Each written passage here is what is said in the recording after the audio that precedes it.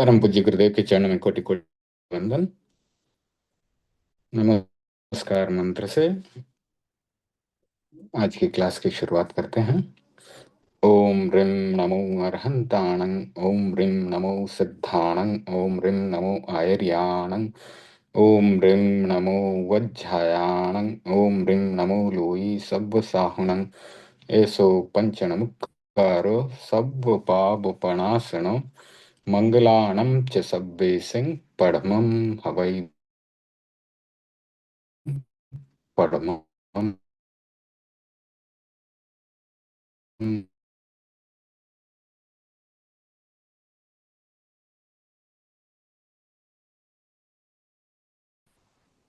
हम संस्कृत पे भी फोकस करेंगे और थोड़ा रिवीजन भी करेंगे। सूत्रों को बार बार पढ़ना चाहिए ताकि वो याद रहेंगे। शब्द सिद्धि का भी जैसे जैसे क्लास में पाठ आएंगे प्राकृत के, उस हिसाब से उनका रिवीजन होता रहेगा। तो जो संधि आदि के सूत्र पढ़े हैं, संधि के नियम जो हैं, उनका भी रिवीजन होता रहेगा। कारक और विभक्तियों का भी रिवीजन होता रहेगा। तो अब हम थोड़ा फोकस करेंगे संस्कृत के पाठ पर, और संस्कृत और प्राकृत के अलग अलग तरह के पाठ और कहानियाँ वो भी लेने वाले हैं। तो आज संस्कृत से ही शुरुआत कर रहा हूँ मैं।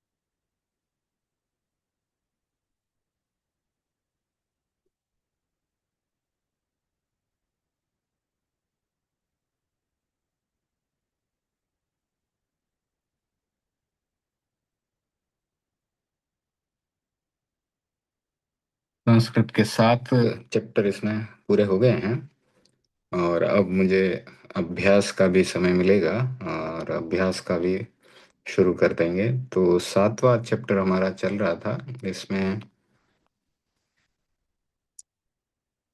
उदाहरण हम पढ़ रहे थे कि उदाहरण वाक्य थोड़े किए थे या पूरे हो गए थे शायद। फिर भी एक बार रिवीजन कर लेंगे। जैसे वह पढ़ेगा तो सह पठिष्यति, तो ये भविष्यत काल का प्रयोग है, पढ़ेगा भविष्य में। और भविष्यत काल को यहाँ पर बताया गया है कि लृट लकार भी कहते हैं। लृट लकार भविष्यत काल।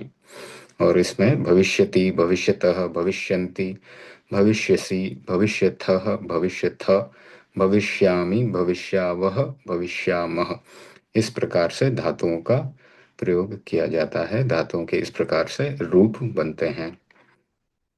तू जाएगा, त्वम गमिष्यसि, तो वो जो हमने पहले शुरुआत में याद किया था ना, सह ताउ ते, त्वम युवाम यूयम, अहम आवाम वयम। तो यह सह के साथ भविष्यति लगता है, ताऊ के साथ भविष्यतः लगता है, ते के साथ भविष्यन्ति लगता है।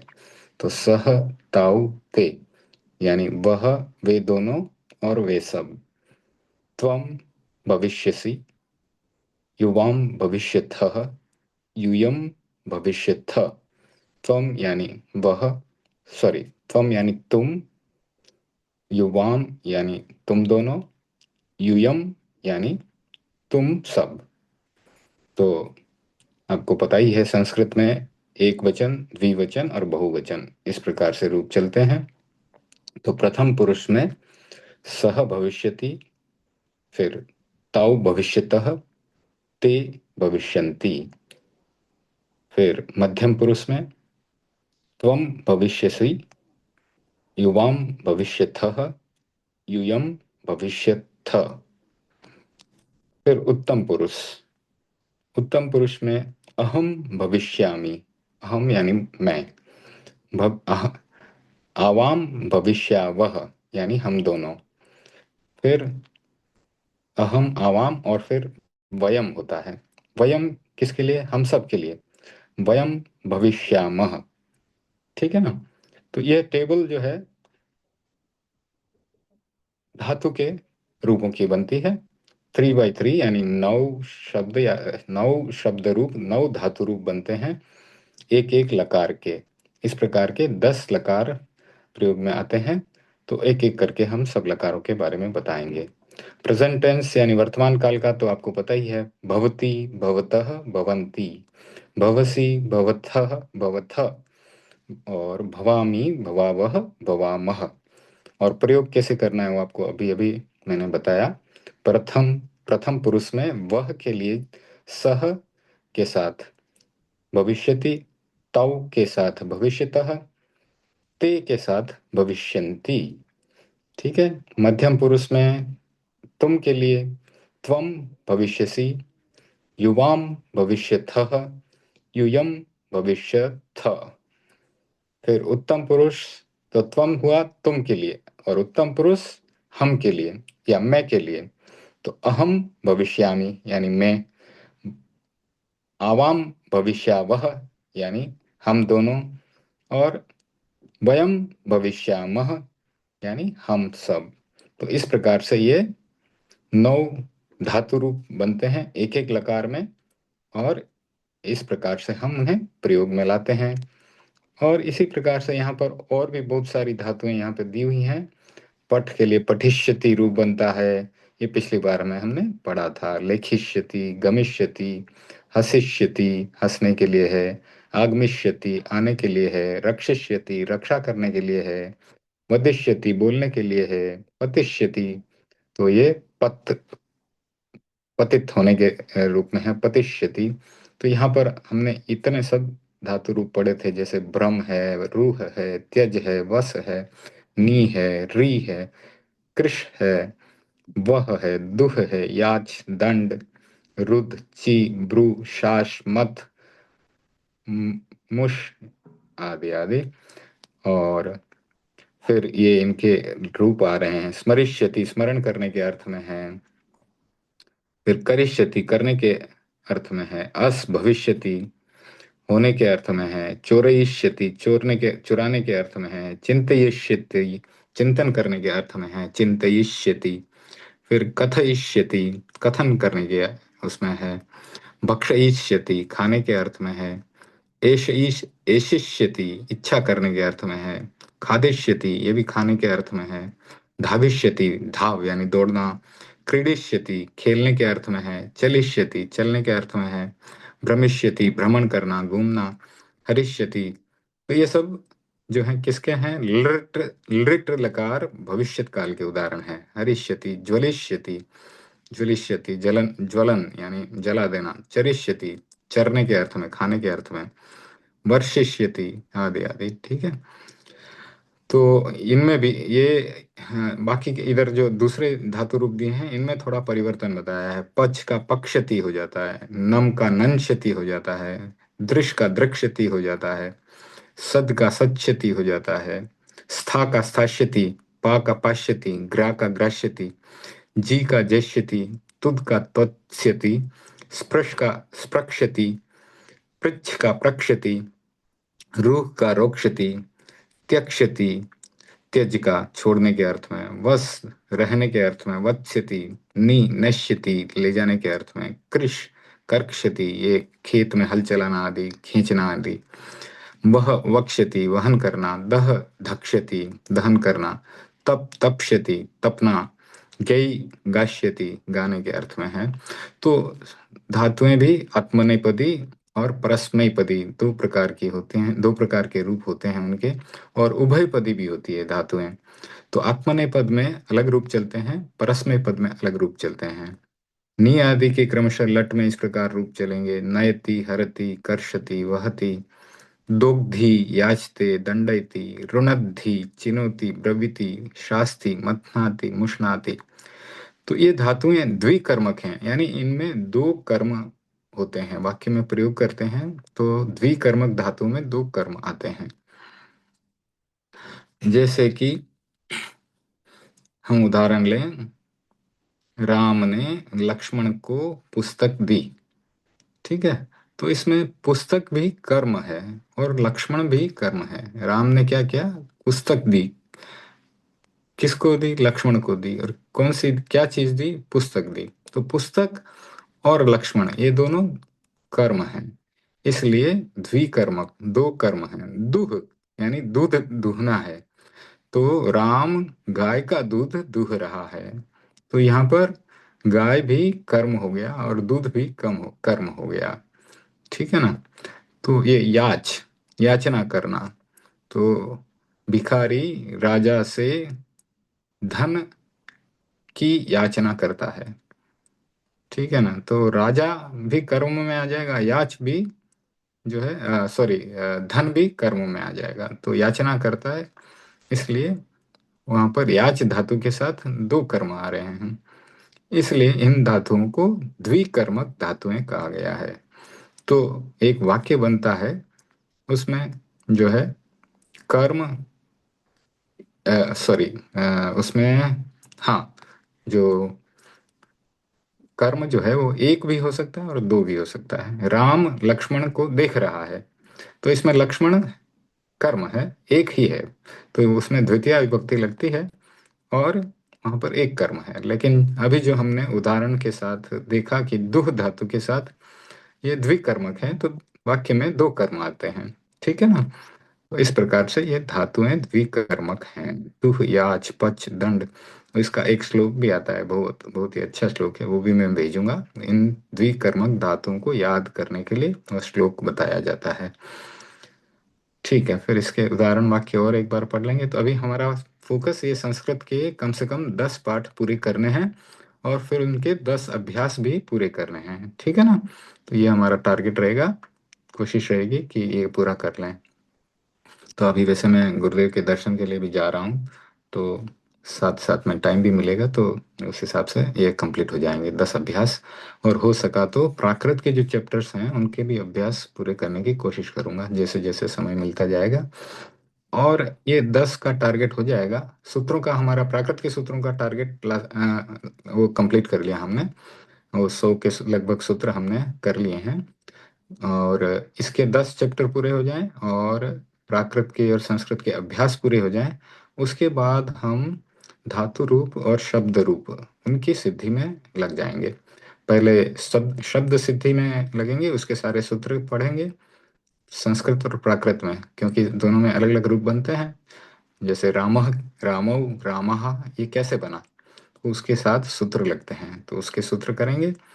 और अभी जो है ये चैप्टर के साथ विभक्तियों के सूत्र आ ही रहे हैं, साथ में होते जा रहे हैं वो, तो उन पे भी थोड़ा ध्यान देंगे जैसे भी होगा। अच्छा, इसके उदाहरण वाक्य अब कंप्लीट कर लेते हैं। वह पढ़ेगा तो सह पठिष्यति। अभी जैसे मैंने भविष्यति का के साथ आपको प्रयोग करके बताया था, उसी प्रकार से यहाँ पठिष्यति हो गया है सह के साथ। ठीक है, ताऊ होगा तो क्या होगा? पठिष्यति के बाद पठिष्यतः आता है, तो ताऊ के साथ पठिष्यतः लगेगा। तो आपको नीचे जो एक्सरसाइज आती है ना, वहाँ पे कहीं कहीं पे लिखा हुआ होता है कि इसका जो है अभ्यास करते समय एक वचन को बहुवचन बनाओ या एक वचन को द्विवचन बनाओ। तो उस प्रकार से बहुवचन बनाना है इसको, तो सह की जगह पर क्या लगेगा? ते लगेगा। और पठिष्यति की जगह क्या लगेगा? पठिष्यन्ति हो जाएगा, ते पठिष्यन्ति। तो इस प्रकार से आप उसको, वाक्य को बहुवचन में बदल सकते हैं। तू जाएगा तो यह है त्वम गमिष्यसि। और अगर वहीं पर बहुवचन करना होगा इसको, तो क्या हो जाएगा? द्विवचन के लिए तो युवाम लगेगा और बहुवचन के लिए क्या लगेगा? यूयम लगेगा। तो त्वम के साथ गमिष्यसि लगा है, ठीक है ना? यहाँ पर भविष्यसि है। और यूयम के साथ क्या लगेगा? गमिष्यथ। ठीक है, तो यूयम के साथ गमिष्यथ हो जाएगा, तो वैसे उस प्रकार से वो बहुवचन में बदल जाएगा। मैं आऊंगा, अहम आगमिष्यामि। अगर यहाँ पर इसको बहुवचन करना है तो यूयम आगे आगमिष्यामः हो जाएगा। ठीक है ना? यहाँ पर अंत में भविष्यामः है, तो आगमिष्यामः हो जाएगा। किसके साथ? यूयम के साथ। और आवाम के साथ क्या हो जाएगा? आगे आगमिष्यावह, आवाम के साथ। ठीक है, इस प्रकार से हम एक वचन से द्विवचन बना सकते हैं और बहुवचन बना सकते हैं। वह देखेगा तो सह द्रक्ष्यति। ठीक है, ये भविष्य काल का प्रयोग है। और वर्तमान काल में क्या होता है? सह पश्यति होता है। तो पश्य को, पश्य धातु जो है उसको दृश्य आदेश हो जा, दृश्य, हाँ दृश्य ही है, धातु तो दृश्य ही है। तो वो जो है वर्तमान काल में पश्य बनता है और भविष्य काल में द्रक्ष्यति बनता है। ठीक है।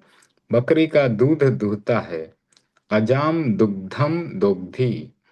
बकरी का दूध दुह रहा है, ठीक है ना। बकरी का दूध दुहता है, अजाम दुग्धम दोग्धी। तो ये दुह धातु के रूप थोड़े अलग से चलते हैं, तो उनके बारे में भी बाद में बताएंगे। राजा से क्षमा मांगता है, तो नृपम क्षमाम याचते। तो इसमें नृप जो है उसको भी क्या किया है? ये याच धातु है ना, तो यहाँ पर दो कर्म है, एक तो नृप और एक क्षमा। कौन मांग रहा है? जो भी मांग रहा है वो करता है, ठीक है। लेकिन कर्म यहाँ पर दो बन गए, नृपम क्षमाम याचते। नृप और क्षमा ये दोनों ही कर्म हैं, ठीक है। यहाँ पर बकरी का दूध दूह रहा है, तो यहाँ पर भी दो कर्म है। अजा, बकरी जो है उसमें भी कर्म है, वो भी कर्म है। और दुग्धम, वो दूध जो है वो भी कर्म है। तो दोनों में द्वितीय विभक्ति लगी है, ठीक है ना। तो ये उदाहरण हमारे लिए बहुत अच्छे हैं समझने के लिए। चावलों से भात पकाता है, तंडुलान ओदतम, सॉरी, तंडुलान ओदनम पचती। तो जो चावल हैं कच्चे हैं उनको तंडुल कहा गया, और जो चावल पके हुए हैं उनको ओदन। ठीक है। तो ये प्रयोग में शब्द जैसे जैसे आ रहे हैं उनको समझ करके अर्थ लिखते चले जाएं। तो चावल कच्चे हैं उनको तंडुल कहा गया, और पके हुए हैं उनको ओदन कहा गया, ठीक है। तंडुलान ओदनम पचती। तो यहाँ पर भी दो कर्म है, पच धातु है, द्विकर्मक है। तो तंडुल जो है वो एक कर्म है और ओदनम वो दूसरा कर्म है, ठीक है। राजा दुर्जन पर 100 रुपये दंड लगाता है, तो नृप वो करता है, ठीक है। दुर्जनम शतम दंडयति, तो दंड धातु है, इसके साथ दो कर्म है। एक तो दुर्जन जिसके ऊपर दंड लगाया गया, और शतम यानी 100 रुपये का दंड लगाया गया, तो दोनों कर्म है, ठीक है। घर में बकरी को रोकता है, गृहम अजाम रुणद्धि। रुणद्धि ये धातु ये रोकने के अर्थ में आई है। गृहम घर में, अजाम यानी बकरी को, ये दोनों कर्म हैं, ठीक है। तो इसलिए ये रुणद्धि धातु ये भी कर्मवाचक धातु है, सॉरी द्विकर्मक धातु है। गुरु से धर्म पूछता है, उपाध्यायम धर्मम पृच्छति। तो पृच्छ के साथ भी दो कर्म लगे हैं, एक उपाध्याय और एक धर्म। लता से फूलों को चुनता है, लताम पुष्पाणि चिनोति। लता से फूलों को चुन रहा है, तो यहाँ पर चिनोति धातु है, वो द्विकर्मक होने से लता और पुष्प, ठीक है। तो जो लता यानी बेल है उसके फूलों को चुन रहा है, यानी तोड़ करके इकट्ठे कर रहा है। चिनोति ची धातु है। तो लताम पुष्पाणि चिनोति, यहाँ पर भी लता, लता के लिए एक वचन, पुष्पाणि बहुत सारे फूल हैं इसलिए बहुवचन, और दोनों द्वितीय विभक्ति कर्म, ठीक है, कर्म कारक है दोनों में। पुत्र को धर्म बताता है, पुत्रम धर्मम ब्रवीति शास्ति वा। ठीक है, तो यहाँ पर भी पुत्र और धर्म दोनों में द्वितीय विभक्ति है, कर्म कारक है।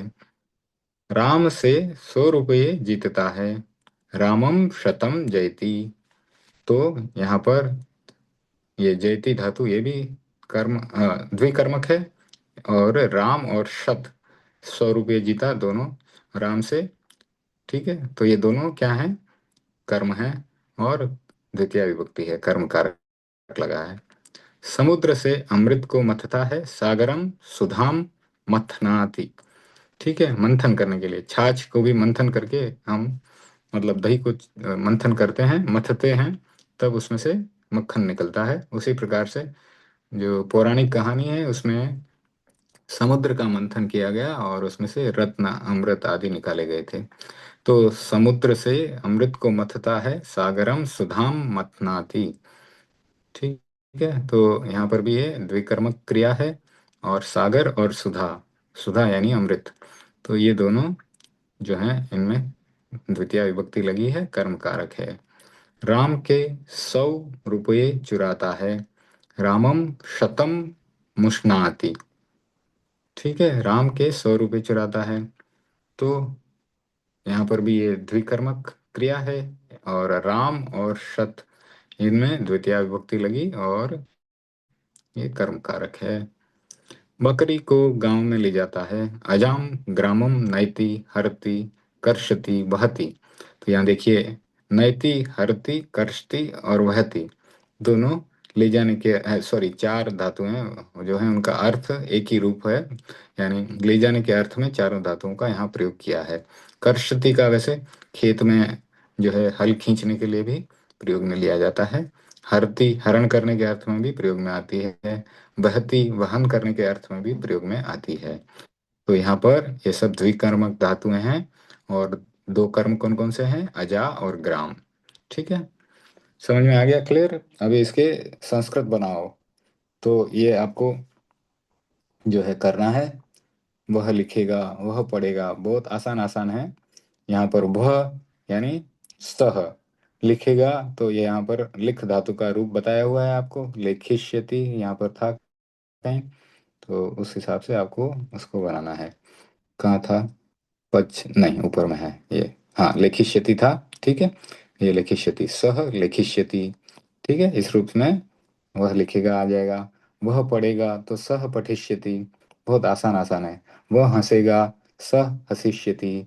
ठीक है, तो वह ऊपर जाएगा, आदि आदि। तो ये यहाँ पर आप देखते जाएं, यहाँ पर सब धातुएं भी दी हुई हैं और यहाँ पर धातु रूप दिए हुए हैं। तो अब आपको संस्कृत के छोटे छोटे वाक्य बनाना आसान लगना चाहिए। जिस प्रकार से आज हमने समझा है, उस प्रकार से ही आपको करना है। देवेंद्र बोलेगा तो देवेंद्र वदिष्यति। ठीक है, वद धातु का यहाँ पर आया हुआ है ना प्रयोग। हम्म, वद, खादिष्यति, धाविष्यति, चरिष्यति, मिलना चाहिए यहाँ पर। कथयिष्यति कर लीजिए। ठीक है, कथयिष्यति है यहाँ पर, कथयिष्यति कथन करता है, बोलता है। ठीक है, वद भी, वैसे वद का भी कर, वदन, सॉरी, वद वद भी बोलने के अर्थ में ही आती है। तो अब 8वां चैप्टर ले लेते हैं। हरि है। हरि है शब्द जो है, विष्णु के लिए भी प्रयोग में आता है, सूर्य के लिए भी प्रयोग में आता है, किरण के लिए भी प्रयोग में आता है, सिंह के लिए भी प्रयोग में आता है, और बंदर के लिए भी प्रयोग में आता है। तो हरि है कि इतने अर्थ निकलते हैं, 1 2 3 4 5 अर्थ निकलते हैं। विष्णु, सूर्य, किरण, सिंह और बंदर। कवि है, ये कवि जो कविता करते हैं उसके लिए ये शब्द है। यति है, सन्यासी के लिए ये शब्द है। भूपति है, राजा, सेनापति है। भू और पति, ठीक है, पृथ्वी का जो पति है उसके लिए भूपति शब्द यहाँ पर संस्कृत में बताया गया। भूपति है, जो भू का पति है तो वो राजा है। सेनापति है, सेना का प्रमुख या सेना का पति, वो सेनापति कहलाता है। प्रजापति है, प्रजापति ब्रह्मा को भी कहते हैं, और प्रजा का पालन करने वाला जो है कौन? राजा, उसको भी कहते हैं प्रजापति। रवि है, सूर्य के लिए। कपि है, बंदर के लिए है। मुनि है, मुनि के लिए है। अग्नि है, आग के लिए है। गिरि है, पहाड़ के लिए है। मरीचि है, किरण। तो ये सब क्या है? इकारांत शब्द हैं, संज्ञा है, इकारांत संज्ञा। फिर है मेघ, तो यह बादल के लिए है, मेघ। दंड, डंडा। कंदुक, गेंद। दह यानी जलाना, दहन करने के लिए। ज्वल, ये भी जलना। तप यानी तपना, तपस्या करना। चर, चलना, घूमना, ये भी ऊपर आ गई थी धातु प्रयोग में। वृष, बरसना। गई, गाना। फिर ये सह, साकम, सार्धम, ये और समम, इन सब का अर्थ क्या है? साथ। सह, साकम, सार्धम, समम। ठीक है, अब हरि, ये मरीचि की तरह, हरि की तरह इकारांत शब्द है। मेघ, कंदुक, रामवत। तो ये राम की तरह चलते हैं, कंदुक और मेघ।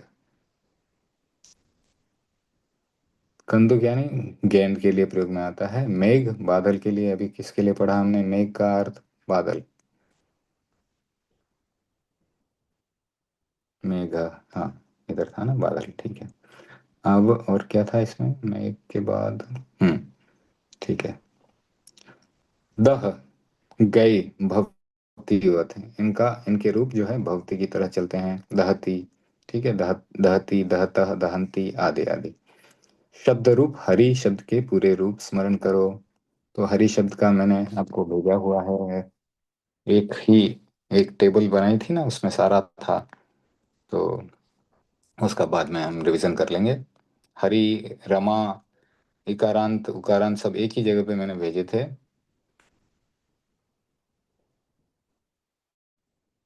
देखता हूँ, अगर है तो वापस से आपको बता दूंगा।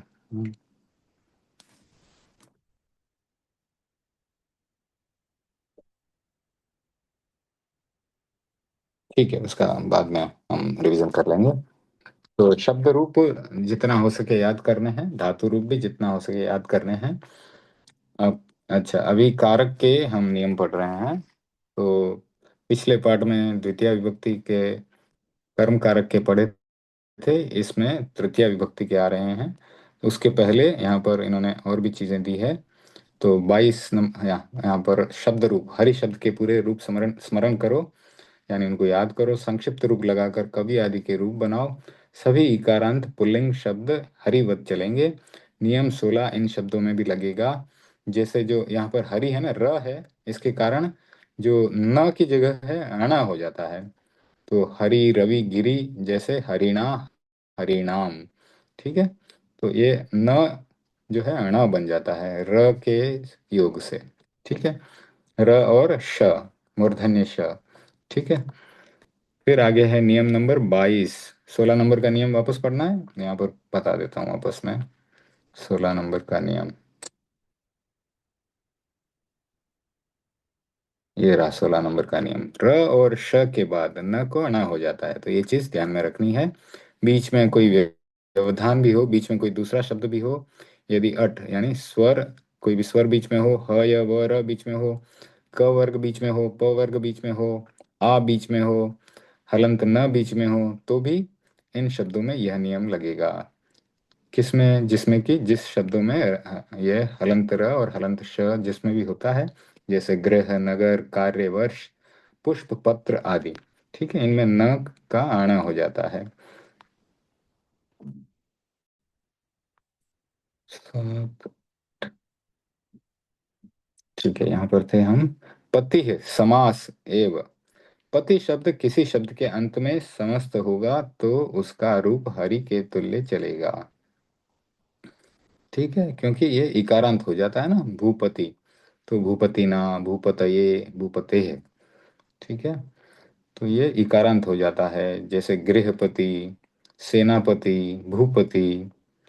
तो ये शब्द इकारांत हो जाते हैं। अब यहाँ पर आ रहा है भूतकाल। भूतकाल पास्ट टेंस, लंग लकार। तो इसमें रूप कैसे चलते हैं? अभवत, अभवताम, अभवन, यानी सबके आगे अ आ जाता है। भवती, भवतः, भवंती था, लेकिन यहाँ अभवत, यानी कोई चीज हो चुकी है। अभवताम, अभवन, अभवः, अभवतम, अभवत, अभवम, अभवाव, अभवाम। तो जैसे इंग्लिश में present tense, past tense, future tense होते हैं, यहाँ पर भी वर्तमान काल, भविष्यत काल और भूतकाल होता है, और उनका प्रयोग होता है। भूतकाल अक्सर हम कहानियों में प्रयोग में लेते हैं, ऐसा हुआ था, राजा था, रानी थी, इस प्रकार से। तो लंग में धातु से पहले अ लगेगा। ठीक है, सूचना में आ गया कि लंग में धातु से पहले अ लगेगा। बाद में संक्षिप्त रूप, जैसे अपठत, अलिखत, अदहत, अज्वलत, अतपत, अचरत, अवर्षत, अगायत। यदि धातु का प्रथम अक्षर स्वर होगा तो आ लगेगा और वृद्धि होगी। जैसे इश, का हो गया ऐच्छत, आगम का आगच्छत, अस का आसित। नियम नंबर 23। अब ये कारक, तो हमने सामान्य रूप से सातों विभक्तियों में किस प्रकार के वाक्य बनते हैं वो पढ़ा, संस्कृत में भी पढ़ा और प्राकृत में भी पढ़ा। अभी ये विशेष नियम आ रहे हैं एक एक चैप्टर में। तो नियम नंबर 23 कहता है साधकतमम करणम, क्रिया की सिद्धि में सहायक को करण कहते हैं। से के द्वारा, कर्ता ने कर्म को करण से के द्वारा, तो जहां पर भी से के द्वारा का प्रयोग होता है वहां पर तृतीया विभक्ति लगती है और करण कारक होता है। तो अब आगे पढ़ते हैं। नियम नंबर 24, कर्तृकरण योस्तृतीया। तो हमारे जो कालू कौमुदी में है ना, उसमें कुछ जो सूत्र हैं वो अलग प्रकार से लिखे हुए हैं, लेकिन सबका अर्थ जो है करीब करीब नियमों का वही निकलता है।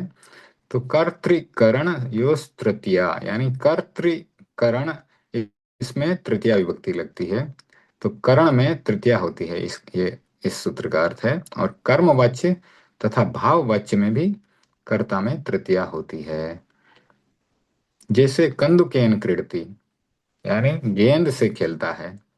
कौन? कोई भी। सह, इसके साथ स लगा सकते हैं। सह कंदुकेन क्रीडति, प्रथम पुरुष है ना, क्रीडति। क्रीडति क्या है? एक वचन प्रथम पुरुष, ठीक है।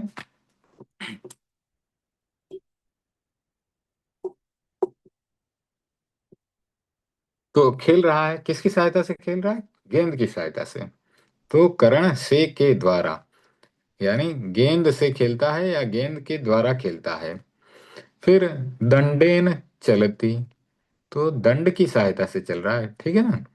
तो दंड के द्वारा चलता है या दंड से चलता है, उसके सहायक है ये। डंडा क्या है? डंडा, डंडा जो है उसका सहायक है, चलने में सहायक है, इसलिए दंडेन चलती। रामेण गृहम गम्यते, तो राम के कारण, राम के द्वारा गृह जो है, घर जो है, गम्यते यानी अच्छा लगता है। तो घर में कोई व्यक्ति नहीं हो तो क्या अच्छा लगेगा? वहां पर बच्चे हों, बूढ़े हों, तो सब अच्छा लगता है। गम्यते, तो घर में कोई होना चाहिए तो ही वो अच्छा लगता है। रामेण भूयते, राम के द्वारा होता है। भूना, भू धातु जो है होने के अर्थ में है, भवती होता है, तो रामेण भूयते। फिर नियम नंबर 25, सहयुक्ते प्रधाने, सह साकम सार्धम समम, साथ के अर्थ में भी तृतीया विभक्ति होती है। जैसे कि जनकेन सह गच्छति, तो पिता के साथ जाता है। साकम सार्धम समम वा गृहम गच्छति, घर को जाता है। तो सह शब्द हो, चाहे साकम हो, चाहे सार्धम हो, चाहे समम हो, ठीक है ना।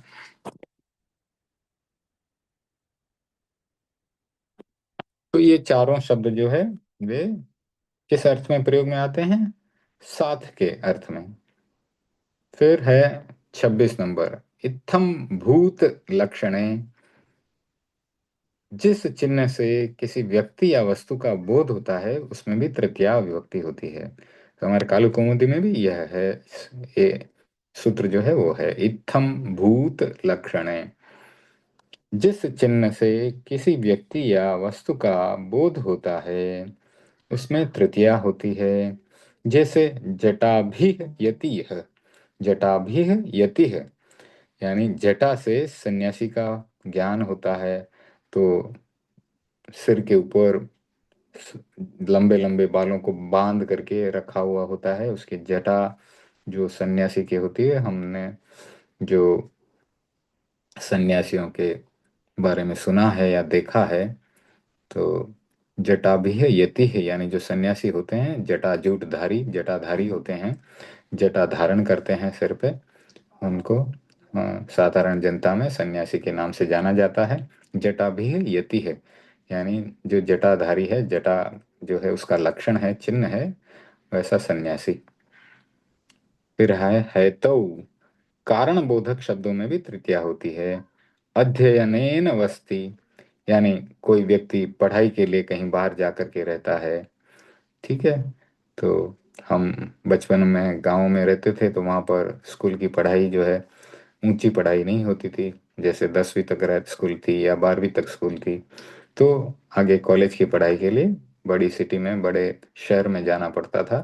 अध्ययनेन वसति, यानी पढ़ाई के लिए बाहर जाना पड़ता था, वहां रहना पड़ता था। अब उदाहरण वाक्य देखते हैं। उसने पढ़ा, तो ये है क्या, पास्ट टेंस, यानी भूतकाल का यहाँ पर प्रयोग हो रहा है। पढ़ा यानी कल पढ़ा, पर या 2 दिन पहले पढ़ा या 3 दिन पहले पढ़ा, कोई पुस्तक पढ़ी उसने। तो सह अपठत। ठीक है। तो जैसे आपने पिछले सप्ताह संस्कृत पढ़ा, तो कह सकते हैं कि उस व्यक्ति ने अगर पिछले सप्ताह पढ़ा, तो सह संस्कृतम अपठत। ठीक है। सह पुस्तकम अपठत, इस प्रकार से प्रयोग किया जा सकता है। तूने लिखा, तो त्वम अलिखह। ठीक है। सह के साथ अपठत और त्वम के साथ अलिखह। ठीक है। अगर उसने पढ़ा है, ऐसा कुछ वाक्य में प्रयोग करना है, तो त्वम अपठः, इस प्रकार से हो जाएगा। ठीक है ना। यहाँ पर लिखा हुआ है लिखने के लिए, पढ़ने के लिए होगा तो अपठः। ठीक है। मैंने कहा, अहम अवदम। तो वद का मैंने पिछले अभ्यास में भी बताया था, वद धातु का हम प्रयोग कर सकते हैं कहने के अर्थ में। अहम अवदम, तो मैंने कहा। तो यहाँ पर देखें, अभवम, उसी प्रकार से अवदम यहाँ बना है।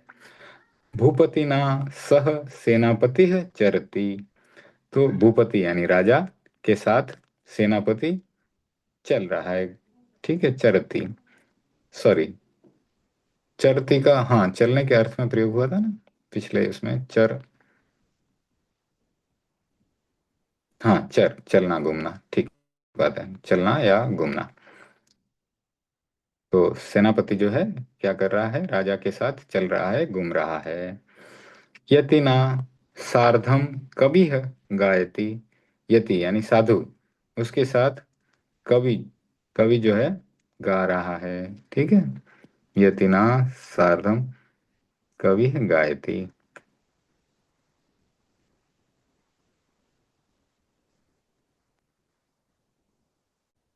मुनि है सत्येन लोकम जयति। मुनि जो है सत्य के द्वारा लोक को जीत लेता है। ठीक है। सत्य के द्वारा, तो यहाँ पर सत्येन में ये तृतीया विभक्ति लगी है। रवि है मरीचि भी है अतपत। तो रवि जो है और मरीचि, मरीचि भी है अतपत। तो सूर्य जो है किरणों के द्वारा तपता है। ठीक है। मरीचि जो है शब्द किरणों के लिए भी प्रयोग में आता है। अग्नि है ग्रामम अदहत। ठीक है। तो ये रवि में मरीचि भी में है, तृतीया विभक्ति लगी है, किरणों से तपा रहा है ना, किरणों से तपा ना, तो इसके लिए मरीचि भी है, यानी इसमें तृतीया विभक्ति लगी है और बहुवचन है ना, इसलिए भी ही पीछे लगा है, मरीचि भी। अग्नि है ग्रामम अदहत। तो अग्नि जो है क्या कर रही है, ग्राम को जला रही है। अदहत, ग्राम को जलाया अग्नि, ये सब पास्ट टेंस में है। अग्नि ने ग्राम को जला दिया। यहाँ पर रवि जो है सूर्य ने मरीचि भी अतपत, यानी सूर्य ने किरणों के द्वारा जो है तपाया है, तपाया था। ये सब पास्ट टेंस है। अतपत। जयति में प्रेजेंट टेंस है। जयति, क्योंकि ये जयति चरति गायति ये प्रेजेंट टेंस है। हम अवदम यानी मैंने कहा, ये पास्ट टेंस आ गया। ठीक है। जहां पर अ लगा है शुरुआत में, वहां पर आप समझ सकते हैं कि ये पास्ट टेंस है, यानी भूतकाल है। अग्नि है ज्वलती, यानी अग्नि जो है जलती है। गिरिम निकषा कपयः चरन्ति। गिरिम निकषा, तो जो गिरी है पर्वत है, उसके पास में जो बंदर हैं वे चलते हैं या घूमते हैं।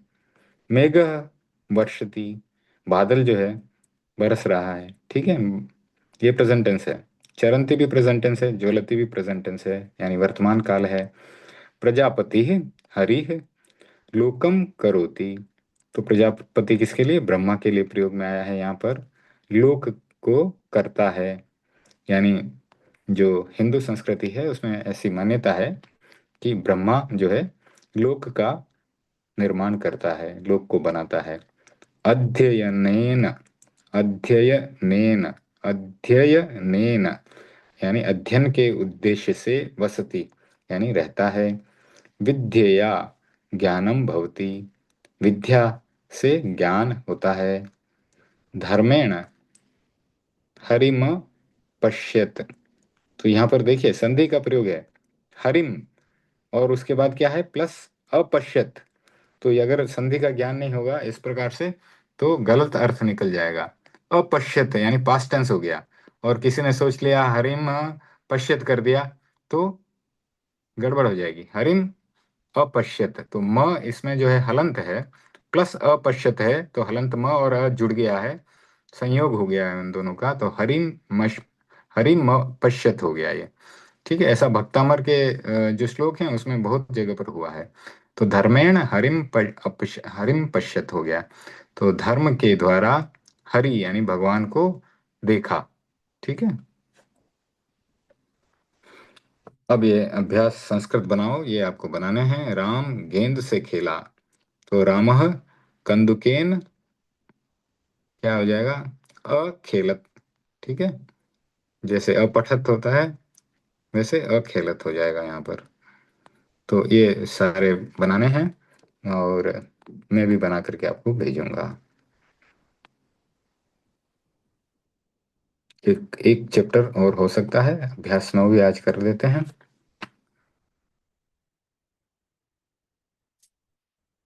फिर कल के लिए संस्कृत की एक कहानी रखेंगे। तो इस प्रकार से हम धीरे धीरे आगे बढ़ेंगे, भाषा का अध्ययन करेंगे। गुरु,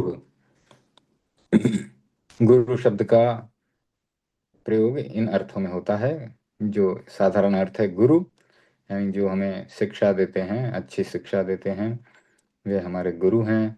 और जैन धर्म में गुरु किसे कहा जाता है, जो पंच महाव्रतधारी जो साधु संत हैं वे हमारे गुरु हो सकते हैं। विशेषण भारी, ये भारी के लिए भी प्रयोग में आता है गुरु। और बड़ा, बड़े के लिए भी गुरु शब्द का प्रयोग होता है। तो जो भारी है, बड़ा है, उसके लिए भी गुरु का शब्द का प्रयोग होता है। भानु, ये सूर्य के लिए है। तो यहाँ पर देखें ये सारे सारे उकारांत शब्द आ रहे हैं, उकारांत संज्ञा शब्द। भानु सूर्य, इंदु चंद्रमा, शत्रु शत्रु। तो पिछले चैप्टर में हमने इकारांत पढ़े, इस चैप्टर में हम उकारांत पढ़ रहे हैं। तो इनके रूप अलग तरह से चलते हैं। तो इकारांत उकारांत का मैं वापस से आपको भेजता हूँ। जो पहले एक फोटो भेजा था मैंने, उसमें एक ही पेज में बहुत सारे हमने शब्द रूप बना करके भेजे थे। शिशु, ये बालक के लिए है। वायु, वायु। पशु, पशु। तरु, वृक्ष।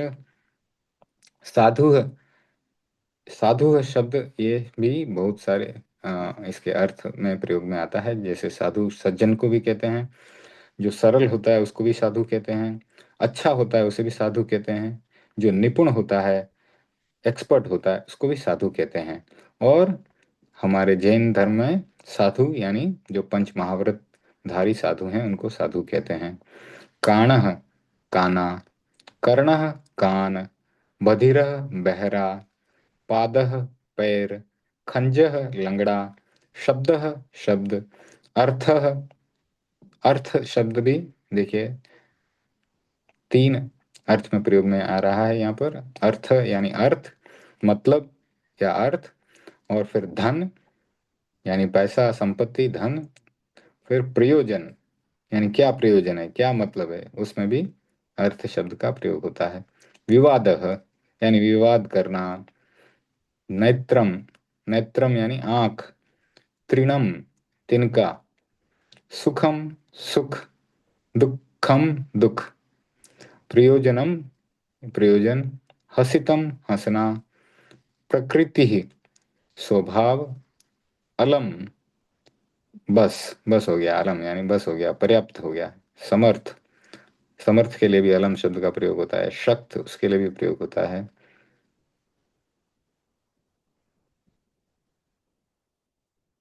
अच्छा ठीक है, सूचना, गुरु, साधु, गुरुवत, यानी ये उकारांत शब्द हैं, इनके गुरु की तरह जो है साधु, गुरु जो है साधु, और गुरुवत, तो मतलब गुरु से लेकर साधु तक जो उकारांत शब्द आए हैं, भानु आदि, भानु, इंदु, शत्रु, शिशु, तो ये सब साधु या गुरुवत इनके रूप चलते हैं। काण, विवाद, रामवत, काण से लेकर विवाद तक इनके राम की तरह इनके रूप चलते हैं।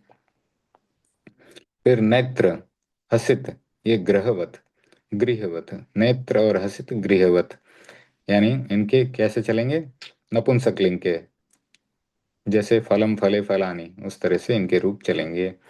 प्रकृति, प्रकृति, मतिवत, ठीक है,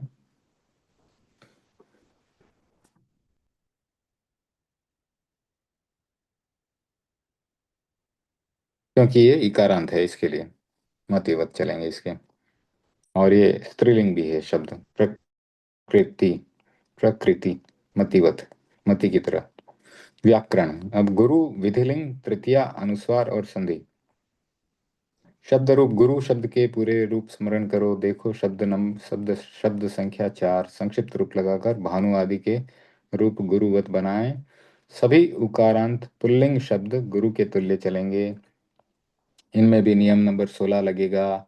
जैसे गुरु, शत्रु, तरु, इनमें क्या आ रहा है, हलंत र आ रहा है इनमें, इसलिए न का आना हो जाता है, जैसे गुरुना या गुरुनाम, शत्रुणा या शत्रुनाम, ठीक है।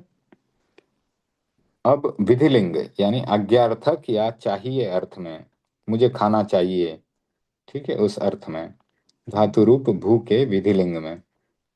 तो भवेत, भवेताम, भवेयुः, भवेः, भवेतम, भवेत, भवेयम, भवेव, भवेम,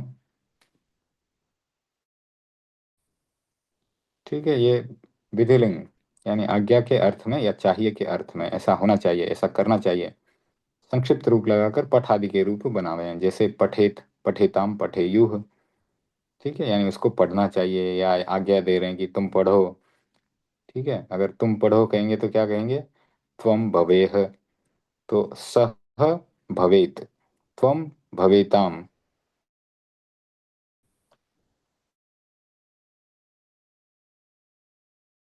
पढ़ने,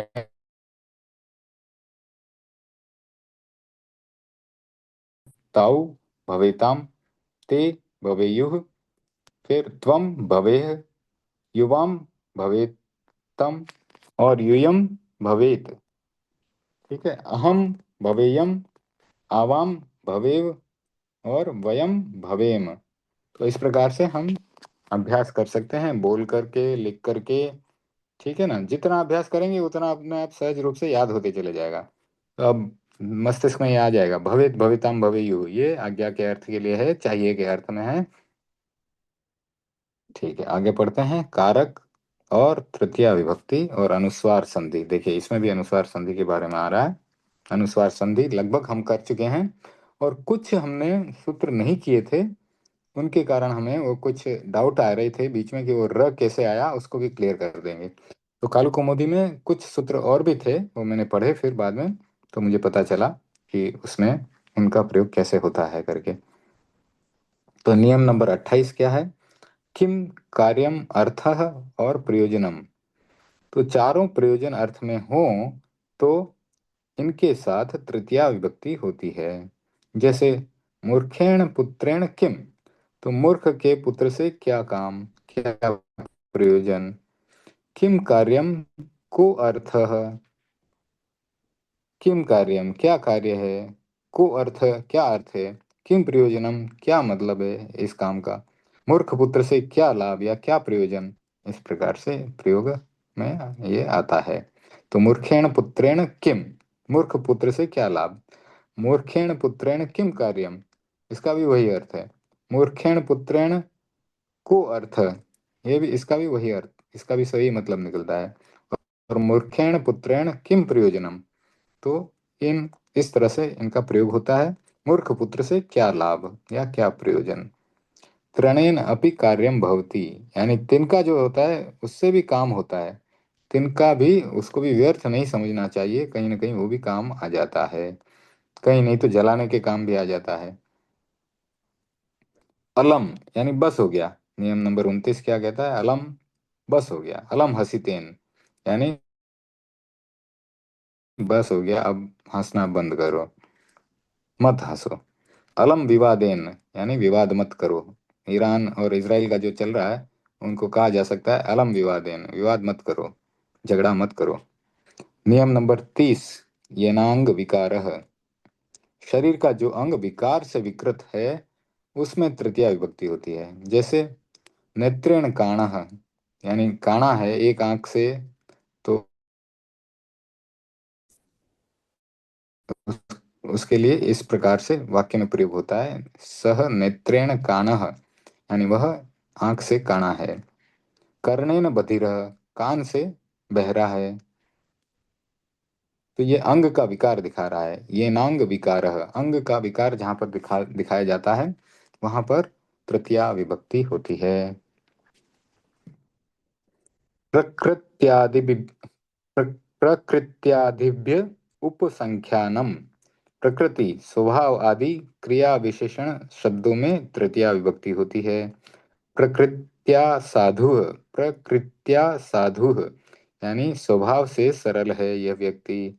ठीक है। सुखेन जीवति, वो सुख से जी रहा है। दुखेन जीवति यानी दुख से जी रहा है। सरलतया लिखति, सरलता से लिख रहा है। संधि, अब ये मौनुस्वारः, ये तो हमने पहले पढ़ा हुआ है, यानी इसमें क्या बताया गया, पदांत शब्द या धातु रूप के अंतिम म, हलंत म है के बाद कोई हल व्यंजन हो तो हलंत म को अनुस्वार हो जाता है। स्वर बाद में हो तो नहीं होता। जैसे रामम पश्यति है, तो इसको इस प्रकार से लिख सकते हैं, जो अंत में हलंत म था उसका अनुस्वार कर दिया और रामम पश्यति ऐसे लिख दिया। रामम अपश्यत है, तो ये अ और जो हलंत म, पहले वाला हलंत, पूर्व का जो हलंत म है वो पश्चात आने वाले अ के साथ जुड़ जाता है, तो ये रामम पश्यत हो जाता है। तो इसका उदाहरण हमने अभी देखा था। ठीक है। तो ये पास्ट टेंस का यानी भूतकाल का वाक्य बन जाता है ये। रामम अपश्यत था, वो रामम पश्यत हो गया। ठीक है, क्योंकि हलंत म और अ जुड़ गया तो वो पूरा म बन गया एक। ठीक है ना। तो राम म पश्यत, इस प्रकार से ये बन गया है। अब इसके उदाहरण वाक्य पढ़ते हैं। उसे पढ़ना चाहिए या वह पढ़े। ठीक है, दो तरह के अर्थ निकल रहे हैं, या तो एक तो है कि उसे पढ़ना चाहिए और दूसरा उसे आदेश दिया जा रहा है कि वह पढ़े। तो इन दोनों अर्थों में सह पठेत, ठीक है, सह के साथ पठेत लग जाएगा। तौ पठेताम, ठीक है, ते पठेयुः। तो इस प्रकार से, सॉरी, सह पठेत, तौ पठेताम और ते पठेयुः, हाँ सही बोला। तो इस प्रकार से हम एक वचन, द्विवचन, बहुवचन ऐसा बना करके वाक्यों में प्रयोग कर सकते हैं। तुझे लिखना चाहिए, तो त्वम लिखेः, तो ये हमें याद होनी चाहिए। भवेत भवेताम भवेयुः, भवेः भवेतम भवेत, भवेयम भवेयो भवेम। तो त्वम लिखेः, मैं गुरु को नमस्कार करूं, अहम गुरुम नमेयम। दुर्जनेन को अर्थः, किम प्रयोजनम, किम कार्यम। तो दुर्जनेन यहाँ पर तृतीया विभक्ति लग गई। दुर्जन से क्या लाभ। अलम भोजनेन, भोजन मत करो, अभी समय नहीं हुआ है। तो इस प्रकार से अगर बोलना हो तो अलम भोजनेन। पादेन खंजः, तो अलम शब्द के साथ भी तृतीया विभक्ति लगती है।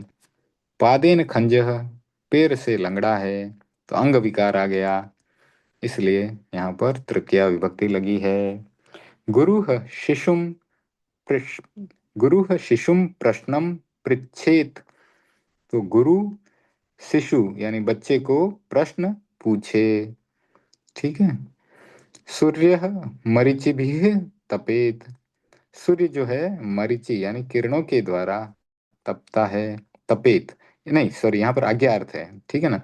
सूर्य जो है किरणों के द्वारा तपे, तो आज्ञा के अर्थ में है या चाहिए अर्थ में है, यानी सूर्य किरणों के द्वारा तपना चाहिए, इस तरह से भी कहा जा सकता है।